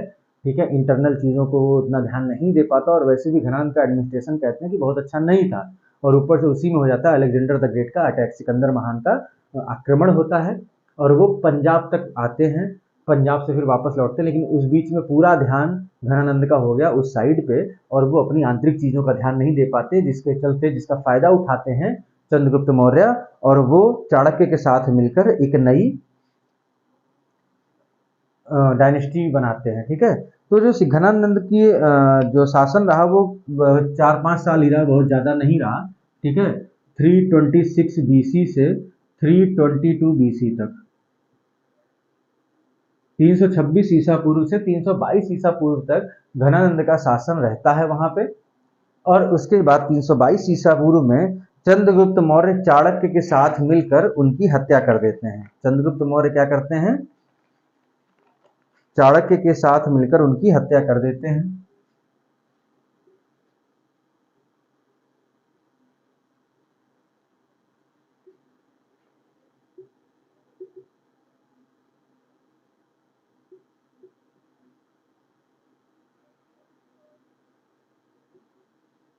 चाणक्य के साथ में इनकी हत्या कर देते हैं और एक नए डायनेस्टी बनाते हैं, जिसको हम बोलते हैं मौर्य डायनेस्टी, मौर्य वंश। लेकिन आपको इसके साथ में चीज़ और याद रखनी होगी, जो ये इंसिडेंट है घनानंद को मारने वाला, इसके पूरी का जो बैकग्राउंड स्टोरी है, प्राइज की स्टोरी पे जाएंगे तो बहुत बड़ी स्टोरी रही, कैसे चाणक्य को इन्होंने बेइज्जत किया था घनानंद ने, और फिर क्या क्या चीज़ें हुई। मतलब एक शॉर्ट फॉर्म में आप ऐसे समझ लीजिए कि चाणक्य जो है वो ब्राह्मण है। ठीक है, उनके सारी चीज़ें वो देखते थे उनके प्रशासन में, नंद वंश में। लेकिन ये घनानंद उनकी बेइज्जती कर देते हैं, और इसके बाद ये कसम खाते हैं कि वो जो अपनी क्या बोलते हैं चुटिया जो बांधते हैं हमारे ब्राह्मण लोगों के लिए, वो बहुत पवित्र मानी जाती है। तो उसको कहते हैं कि वो तब तक उसकी गांठ नहीं खोलेंगे, कि जब तक गांठ नहीं लगेंगे, ऐसा कुछ था कि उन्होंने अपनी जटाई खोल दी, तो कहा तब तक हम इसको नहीं बांधेंगे शायद। हाँ, बांधने की बात हुई थी कि खोल दिया, तो कहा था हम तब तक नहीं बांधेंगे जब तक कि हम तुमको गद्दी से हटा नहीं देते, तुम तुम्हारा सर्वनाश नहीं कर देते। तो इसी के लिए वो चंद्रगुप्त मौर्य को तैयार करते हैं। इसकी पूरी एक प्रॉपर स्टोरी है। तो जो ये पूरी स्टोरी है, जो ये इंसिडेंट है, वो किस किताब में दिया गया है? तो एक बुक है, बुक का नाम है मुद्रा राक्षस। क्या नाम है?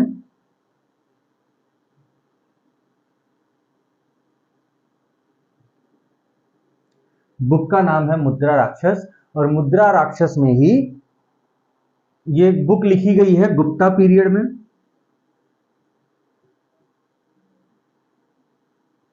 किसने लिखी है? तो ये है विशाख दत्त।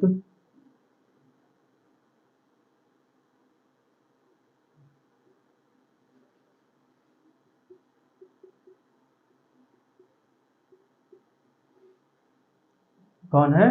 ये विशाख दत्त हैं। तो विशाख दत्त की किताब है जिसका नाम है मुद्रा राक्षस, जो कि गुप्त काल में लिखी गई, गुप्ता पीरियड में लिखी गई। उससे हमको ये पता चलता है कि घनानंद की हत्या चंद्रगुप्त मौर्य और चाणक्य ने मिलकर की, और क्यों की, कैसे की, सारी चीजें उसमें डिटेलिंग में मिल जाती है। ठीक है, तो यहाँ पे आपका लगभग सारी चीजें जो मेरे नज़रिए से इम्पोर्टेंट है वो कंप्लीट होती हैं। थोड़ा सा हम इसमें और चीज़ों को समझ लेते हैं, थोड़ा इनको और समेटते हैं हम।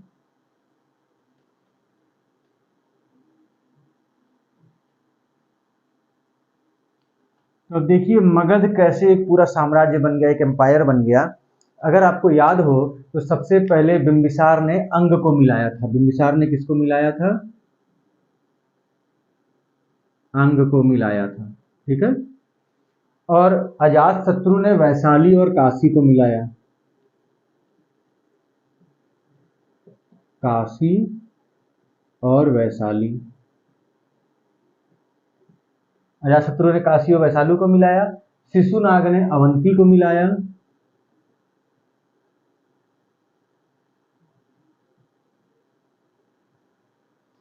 और महापद्मनंद ने कलिंग को मिलाया।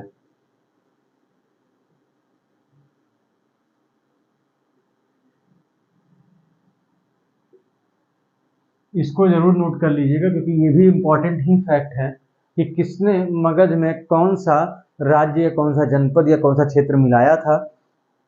और सारे जितने भी आपके महाजनपद हैं वो सभी धीरे धीरे मगध में मिल गए थे और मगध एकमात्र साम्राज्य बन गया था, उस समय का एकमात्र एम्पायर बन गया था।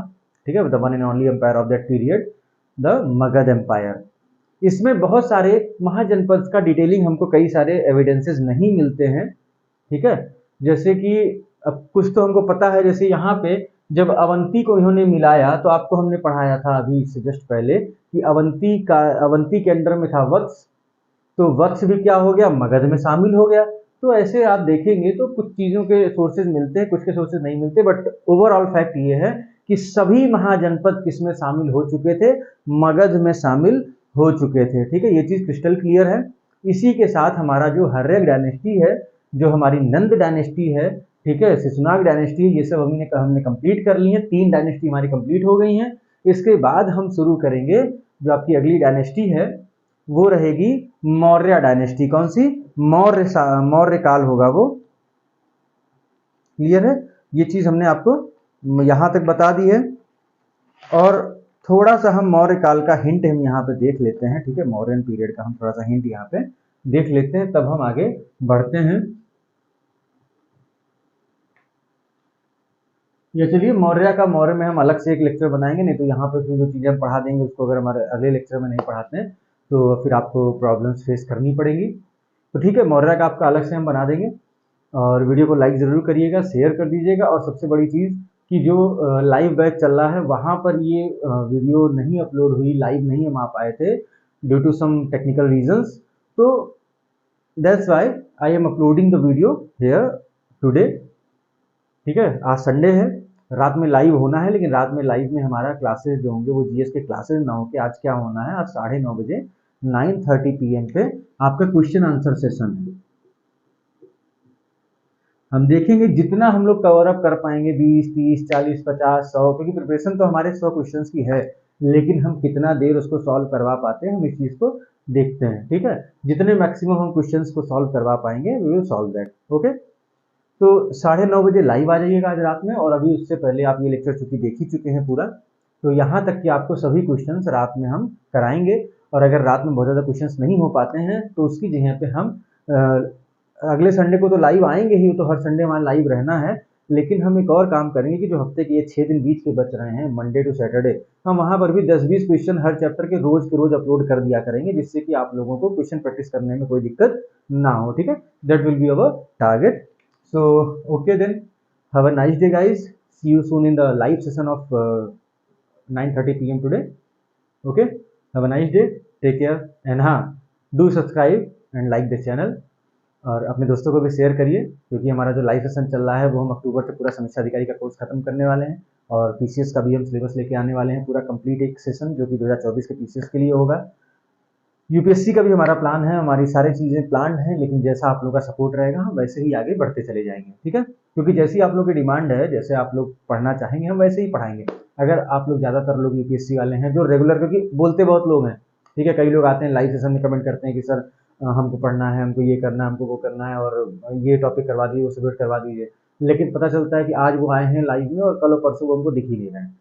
तो वैसे लोगों का नहीं, लेकिन जो रेगुलर हैं हम पूरी कोशिश करते हैं कि जो लोग रेगुलर क्लासेस कर रहे हैं, जो हमसे इंटरेक्ट कर रहे हैं, उनकी जो भी क्वेरीज हैं उनको कहीं से भी कोई प्रॉब्लम ना फेस करनी पड़े, ये हमारा प्लान रहता है। उनकी सभी क्वेरीज दूर हों और हम उनके अकॉर्डिंग सिलेबस को जल्दी से जल्दी कवर अप भी करें। तो जैसी डिमांड रेगुलर स्टूडेंट्स की होती है हम उसी के अकॉर्डिंग पढ़ाते हैं। ठीक है, हमारा कोई ऐसा सिस्टम नहीं है कि नहीं जो हम बता रहे वैसा ही करो।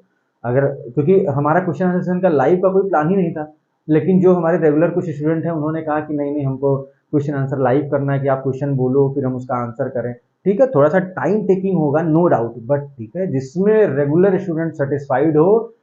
एक मेंटोर की, एक टीचर की ड्यूटी होती है कि जो रेगुलर है उसको जरूर सपोर्ट करो, ठीक है, और जो इरेगुलर है उनको कोशिश करो कि वो रेगुलर हो जाएं। तो इसीलिए आप सबसे रिक्वेस्ट है रेगुलर हो जाइए, क्योंकि मिड अक्टूबर तक हम पूरा सिलेबस कंप्लीट कर देंगे आर ओ का। सिर्फ लाइव सेशन में ही नहीं, हमारी कुछ रिकॉर्डेड क्लास भी अपलोड होंगी, जैसे ये आपकी रिकॉर्डेड अपलोड हुई है, रात वाली आपकी लाइव रहेगी। और ट्यूसडे से आपकी हिंदी की क्लासेस शुरू हो रही हैं, हमारी फैकल्टी हैं वो हिंदी की क्लासेस लेंगी ट्यूसडे से, तो ट्यूसडे से हिंदी शुरू हो जाएगा। फिर इसके बाद में वही हिंदी के साथ में ही मॉर्निंग में ही पॉलिटी भी रहेगा, जैसे 3 दिन हिंदी कर देंगे या 1 वीक हिंदी 1 वीक पॉलिटी, ऐसा सिस्टम रहेगा। और फिर रात वाली हमारी लाइव चली रही, उसमें जैसे सब्जेक्ट खत्म होते जाएंगे हम और ऐड करते जाएंगे। करंट की अलग से आपको मिल ही रही है, आपको मॉर्निंग में संडे को 8 AM पे आज मिल गई थी, अगली भी आपको हो सकता है कल या फिर परसों, मतलब हर 1-2 दिन पे आपको करंट का भी मिलता रहेगा। तो इस तरीके से सारा सिलेबस आपका 3 महीने में कवर होना है। तो चैनल को फॉलो करिए और सभी लोगों को भेज दीजिए, केवल 2.5 से 3 महीने मुझे दीजिए और हम आपको दिखाते हैं कि रिजल्ट कैसे दिया जाता है, ठीक है। चलिए, overall thank you so much for watching the video, see you letter.